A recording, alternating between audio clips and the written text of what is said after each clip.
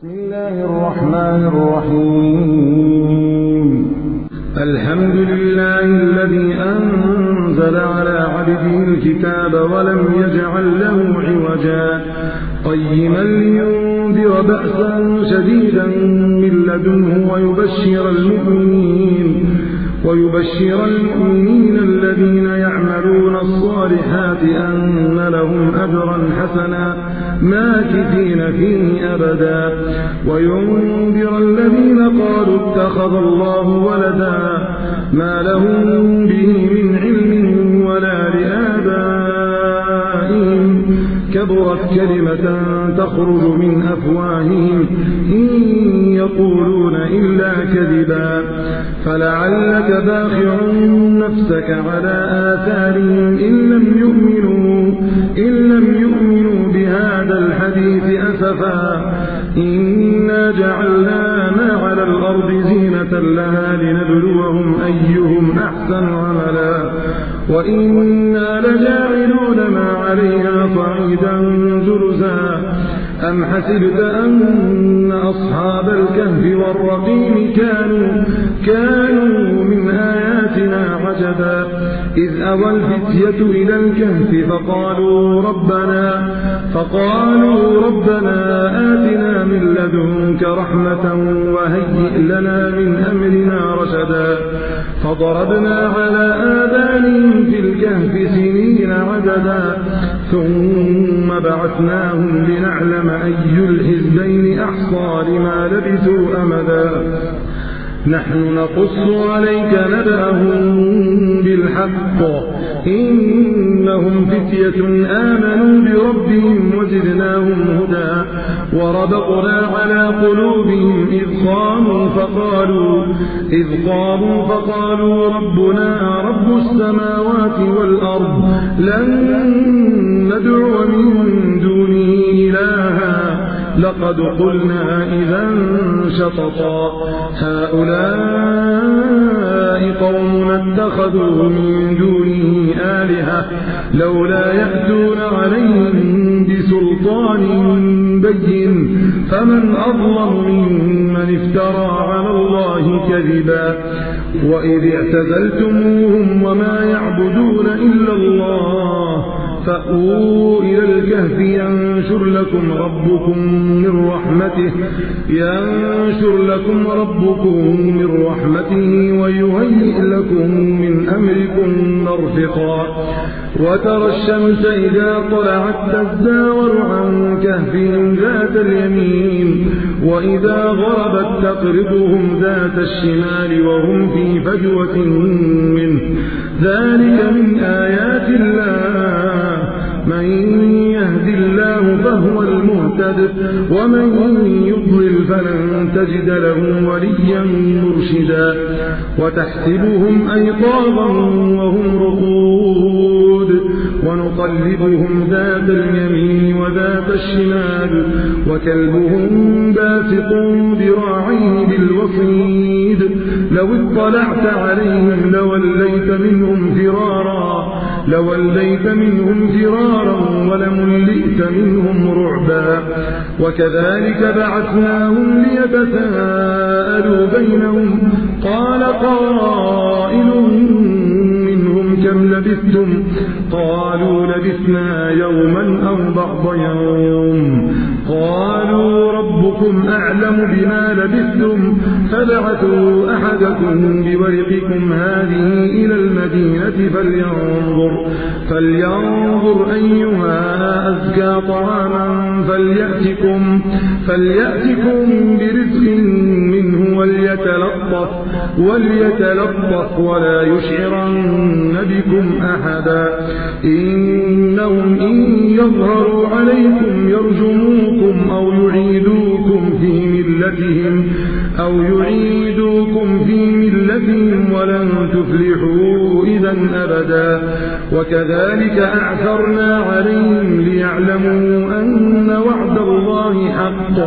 وأن الساعة لا ريب فيها إذ يتنازعون بينهم أمرهم فقالوا ابنوا عليهم بنيانا ربهم أعلم بهم قال الذين غلبوا على أمرهم لنتخذن عليهم مسجدا سيقولون ثلاثة رابعهم كلبهم ويقولون خمسة سادسهم كلبهم رجما بالغيب ويقولون سبعة وثامنهم كلبهم قل ربي أعلم بعدتهم ما يعلمهم إلا قليل فلا تمار فيهم إلا مراء ظاهرا ولا تستفت فيهم منهم أحدا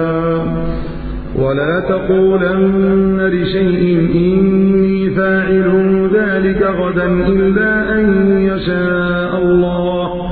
واذكر ربك إذا نسيت وقل عسى أن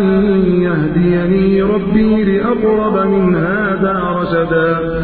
ولبثوا في كهفهم 300 سنين وازدادوا 9 قل الله أعلم بما لبثوا له غيب السماوات والأرض أبصر به وأسمع ما لهم من دونه من ولي ولا يشرك في حكمه أحدا واتل ما أوحي إليك من كتاب ربك لا مبدل لكلماته ولن تجد من دونه ملتحدا واصبر نفسك مع الذين يدعون ربهم بالغداة والعشي يريدون وجهه ولا تعد عيناك عنهم تريد زينة الحياة الدنيا ولا تطع من أغفلنا قلبه عن ذكرنا واتبع هواه وكان أمره فرطا وقل الحق من ربكم فمن شاء فليؤمن ومن شاء فليكفر إنا أعتدنا للظالمين نارا أحاط بهم سرادقها وإن يستغيثوا يغاثوا بماء كالمهل يشوي الوجوه بئس الشراب وساءت مرتفقا إن الذين آمنوا وعملوا الصالحات إنا لا نضيع أجر من أحسن عملا أولئك لهم جنات عدن تجري من تحتهم الأنهار يحلون فيها من أساور من ذهب ويلبسون ثيابا خضرا من سندس واستبرق متكئين فيها على الأرائك نعم الثواب وحسنت مرتفقا واضرب لهم مثل الرجلين جعلنا لأحدهما جنتين من أعناب وحففناهما بنخل وجعلنا بينهما زرعا كلتا الجنتين آتت أكلها ولم تظلم منه شيئا وفجرنا خلالهما نهرا وكان له ثمر فقال لصاحبه وهو يحاوره أنا أكثر منك مالا وأعز نفرا ودخل جنته وهو ظالم لنفسه قال ما أظن أن تبيد هذه أبدا وما أظن الساعة قائمة ولئن رددت إلى ربي لأجدن خيرا منهما منقلبا قال له صاحبه وهو يحاوره أكفرت بالذي خلقك من تراب ثم من نطفة ثم سواك رجلا لكن هو الله ربي ولا أشرك بربي أحدا ولولا إذ دخلت جنتك قلت ما شاء الله لا قوة إلا بالله إن ترني أنا أقل منك مالا وولدا فعسى ربي أن يؤتيني خيرا من جنتك خزينتك ويرسل عليها حسبانا من السماء فتصبح صعيدا زلقا أو يصبح ماؤها غورا فلن تستطيع له طلبا وأحيط بثمره فأصبح يقلب كفيه على ما أنفق فيها وهي خاوية على عروشها ويقول يا ليتني لم أشرك بربي أحدا ولم تكن له فئة ينصرونه من دون الله وما كان منتصرا هنالك الولاية لله الحق هو خير ثوابا وخير عقبا واضرب لهم مثل الحياة الدنيا كماء إن أنزلناه من السماء فاختلط به نبات الأرض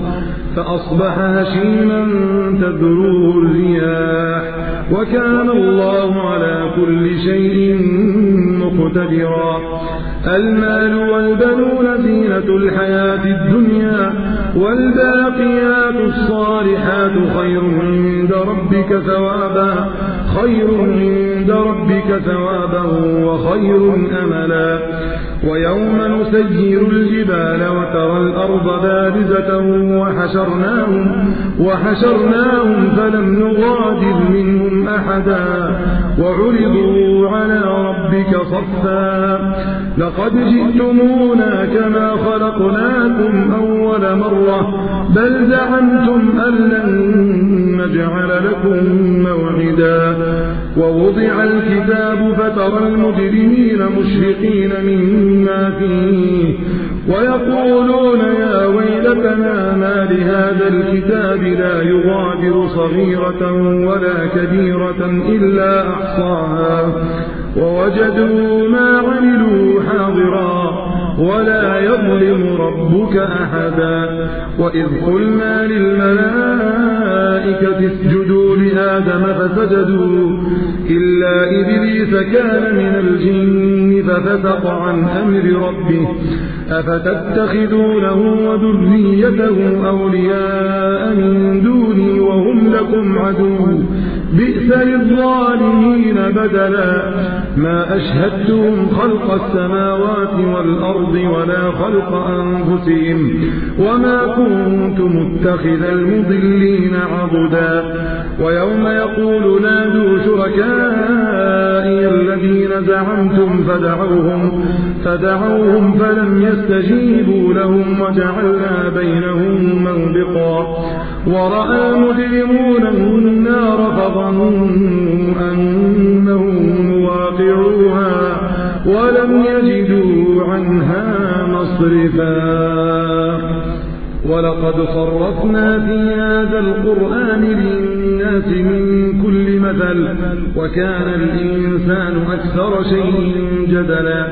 وما منع الناس أن يؤمنوا إذ جاءهم الهدى ويستغفروا ربهم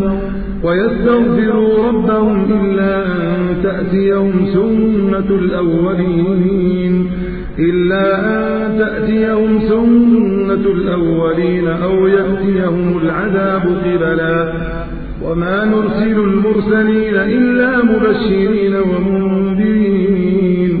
ويجادل الذين كفروا بالباطل ليدحضوا به الحق واتخذوا آياتي وما أنذروا هزؤا ومن أظلم ممن ذكر بآيات ربه فأعرض عنها ونسي ما قدمت يداه إنا جعلنا على قلوبهم أكنة أن يفقهوه وفي آذانهم وقرا وإن تدعوهم إلى الهدى فلن يهتدوا إذا أبدا وربك الغفور ذو الرحمة لو يؤاخذهم بما كسبوا لعجل لهم العذاب بل لهم موعد لن يجدوا من دونه موئلا وتلك القرى أهلكناهم لما لما ظلموا وجعلنا لمهلكهم موعدا وإذ قال موسى لفتاه لا أبرح حتى أبلغ مجمع البحرين أو أمضي حقبا فلما بلغا مجمع بينهما نسيا حوتهما فاتخذ سبيله في البحر سربا فلما جاوزا قال لفتاه آتنا غداءنا لقد لقينا من سفرنا هذا نصبا قال أرايت إذ أوينا إلى الصخرة فإني نسيت الحوت وما أنسانيه إلا الشيطان أن أذكره واتخذ سبيله في البحر عجبا قال ذلك ما كنا نبغ فارتدا على آثارهما قصصا فوجدا عبدا من عبادنا آتيناه رحمة من عندنا وعلمناه من لدنا علما قال له موسى هل أتبعك على أن تعلمني مما علمت رشدا قال إنك لن تستطيع معي صبرا وكيف تصبر على ما لم تحط به خبرا قال ستجدني إن شاء الله صابرا ولا أعصي لك أمرا قال فإن اتبعتني فلا تسألني عن شيء حتى أحدث لك منه ذكرا فانطلقا حتى إذا ركبا في السفينة خرقها قال أخرقتها لتغرق أهلها لقد جئت شيئا إمرا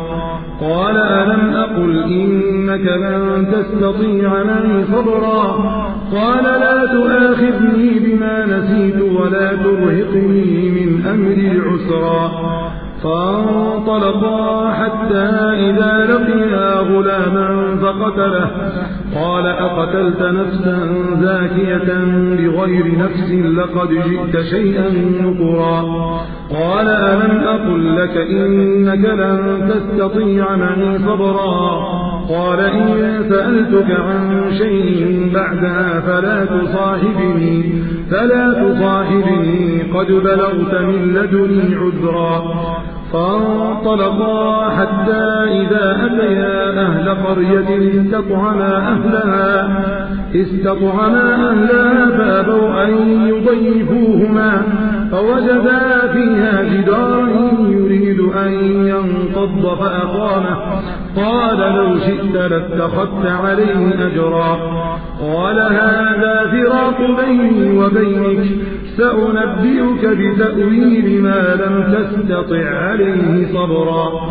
أما السفينة فكانت لمساكين يعملون في البحر فأردت أن أعيبها وكان وراءهم ملك يأخذ كل سفينة غصبا وأما الغلام فكان أبواه مؤمنين فخشينا أن يرهقهما طغيانا وكفرا فأردنا أن يبدلهما ربهما خيرا منه زكاة وأقرب رحما وأما الجدار فكان لغلامين يتيمين في المدينة وكان تحته كنز لهما وكان أبوهما صالحا فأراد ربك أن يبلغا أشدهما ويستخرجا كنزهما رحمة من ربك وما فعلته عن أمري ذلك تأويل ما لم تسطع عليه صبرا ويسألونك عن ذي القرنين قل سأتلو عليكم منه ذكرا إنا مكنا له في الأرض وآتيناه من كل شيء سببا فاتبع سببا حتى إذا بلغ مغرب الشمس وجدها تغرب في عين حمئة ووجد عندها قلنا يا ذا القرنين إما أن تعذب وإما أن تتخذ فيهم حسنا. قال أما من ظلم فسوف نعذبه ثم يرد إلى ربه فيعذبه عذابا نكرا. وأما من آمن وعمل صالحا فله جزاء الحسنى وسنقول له من أمرنا يسرا. ثم اتبع سببا حتى إذا بلغ مطلع الشمس وجدها تطلع على قوم لم نجعل لهم من دونها سترا. كذلك وقد أحطنا بما لديه خبرا. ثم اتبع سببا حتى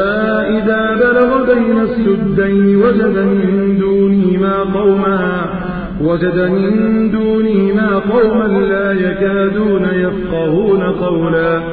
قالوا يا ذا القرنين إن ياجوج وماجوج مفسدون في الأرض فهل نجعل لك خرجا على أن تجعل بيننا وبينهم سدا. قال ما مكنني في ربي خير فأعينوني بقوة أجعل بينكم وبينهم ردما. آتوني زبر الحديد حتى إذا ساوى بين الصدفين قال انفخوا حتى إذا جعله نارا قال آتوني أفرغ عليه قطرا. فما استطاعوا أن يظهروا وما استطاعوا له نقبا. قال هذا رحمة من ربي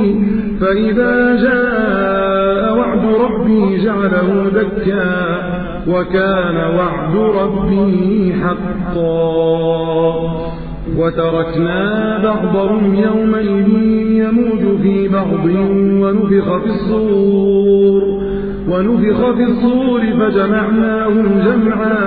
وعرضنا جهنم يومئذ للكافرين عرضا. الذين كانت أعينهم في غطاء عن ذكري وكانوا لا يستطيعون سمعا. أفحسب الذين كفروا أن يتخذوا عبادي من دوني أولياء إنا أعتدنا جهنم للكافرين نزلا. قل هل ننبئكم بالأخسرين أعمالا الذين ضل سعيهم في الحياة الدنيا وهم يحسبون أنهم يحسنون صنعا. أولئك الذين كفروا بآيات ربهم ولقائه فحبطت أعمالهم فلا نقيم لهم يوم القيامة وزنا. ذلك جزاؤهم جهنم بما كفروا واتخذوا آياتي ورسلي هزؤا. إن الذين آمنوا وعملوا الصالحات كانت لهم جنات الفردوس نزلا خالدين فيها لا يبغون عنها حولا. قل لو كان البحر مدادا لكلمات ربي لنفد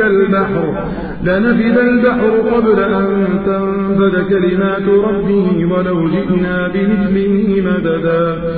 قل إنما أنا بشر مثلكم يوحى إلي أنما إلهكم إله واحد. فمن كان يرجو لقاء ربه فليعمل عملا صالحا ولا يشرك بعبادة ربه أحدا.